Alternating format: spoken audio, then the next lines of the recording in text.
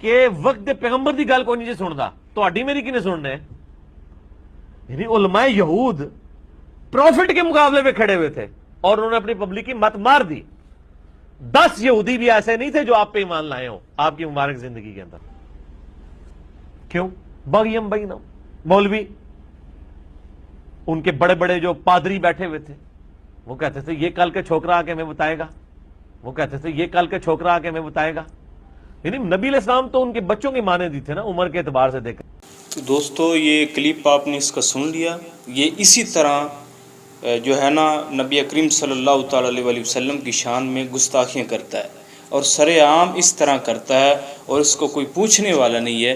تو میں اس کو یہ آج ایک بات کہنا چاہتا ہوں کہ تو نے نبی کریم صلی اللہ تعالیٰ علیہ وسلم کے متعلق جو ہے نا چھوکرے کا لفظ استعمال کیا ہے۔ نبی کریم صلی اللہ تعالیٰ علیہ وسلم کی ذات کے متعلق چھوکرے کا لفظ استعمال کرنا یہ سراسر بے ادبی اور گستاخی بنتی ہے۔ نبی کریم کی ذات کے متعلق وہ لفظ جو ذو معنی ہو اور دو معنی رکھتا ہو، ایک جو ہے نا وہ چھوکرے کا لفظ استعمال جو ہے وہ بے ادبی کے لیے اس جگہ استعمال کیا جائے گا۔ کیوں؟ کہ جس کے دو معنی نکل رہے ہوں وہ لفظ استعمال کرنا نبی کریم کے متعلق وہ سراسر بے ادبی اور گستاخی بن رہی ہے۔ تو چھوکرے کو اچھے معنی میں لیتا ہے لیکن اس میں بے ادبی اور گستاخی والا معنی بھی پایا جاتا ہے۔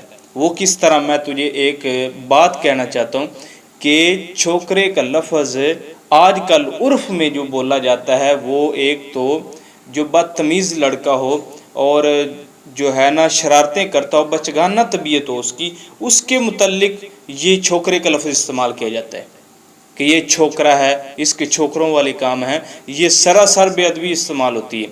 تو دوسرا جس کے دو معنی نکل رہے ہوں، ایک اچھا معنی بھی نکالا جائے اور دوسرا بے ادبی والا معنی بھی نکالا جائے، ایک لفظ کے دو معنی ہوں، ایک اچھا معنی اور دوسرا برا معنی نکالا جائے، بے ادبی اور گستاخی والا معنی بنے، تو اس لفظ کو بھی حضور پاک صلی اللہ تعالیٰ علیہ وسلم کے بارے میں استعمال کرنا یہ بھی سراسر بے ادبی اور گستاخی بنتی ہے۔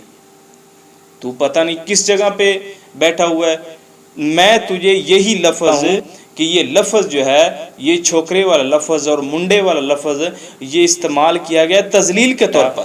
حضرت ابو ہریرہ رضی اللہ تعالیٰ عنہ سے روایت ہے، اللہم انی اعوذ بک من رأس الستین و امارت الصبیان۔ اب اس جگہ بھی صبیان کا لفظ ہوا ہے، استعمال ہو رہا ہے، اور تو اس صبیان کے لفظ کو اچھے معنی میں استعمال کرتا ہے اور اس جگہ صبیان کا لفظ جو ہے یہ تذلیل کے طور پر کہ چھوکروں کی حکومت سے بچائے اور منڈوں کی حکومت سے بچائے، یہ تذلیل کے لیے لفظ استعمال ہوا۔ اب دوسری بات یہ ہے کہ ایک لفظ کے دو معنی ہو اور ایک بے ادبی والا بنتا ہو تو وہ لفظ حضور کے لیے بولنا گستاخی بنے گا۔ جس طرح کہ فتاوی جات میں موجود ہے صنم کا لفظ جو ہے، صنم کا لفظ بولنا، صنم کے دو معنی، ایک معنی دوست بھی ہوتا ہے اور دوسرا معنی بت بھی ہوتا ہے۔ اب حضور کے لیے صنم کا لفظ بولنا یہ بھی گستاخی اور بے ادبی ہے کیونکہ اس میں دو معنی استعمال ہو رہے ہیں، ایک معنی جو ہے وہ دوست والا اور دوسرا معنی جو ہے بت والا۔ اب لفظ ایک ہے، اس کے معنی دو ہیں، ایک درست بنتا ہے، دوسرا جو ہے نا وہ گستاخی اور بے ادبی بن رہی ہے۔ تو یہ لفظ صنم کا بولنا بھی فتاوی جات میں موجود ہے، یہ حضور کے لیے استعمال کرنا یہ بھی سراسر بے ادبی اور گستاخی بنے گی۔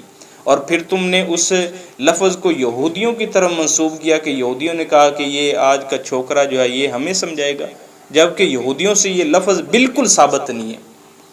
تو سیاستہ کی بات کرتا ہے، قرآن کی بات کرتا ہے، مجھے یہ ثابت کر کے دے کہ پوری سیاستہ اور قرآن و حدیث میں اس لفظ کا کہیں تذکرہ ہو کہ یہود و نصارہ نے یہ لفظ حضور کے لیے چھوکرے کا استعمال کیا ہے، اور تو کبھی نہیں کر سکتا اور نہ تیرے اندر یہ دم خم ہے۔ تو دوستو اس کے ایسے عقائد باطلہ سے بچو، اس کی گستاخیاں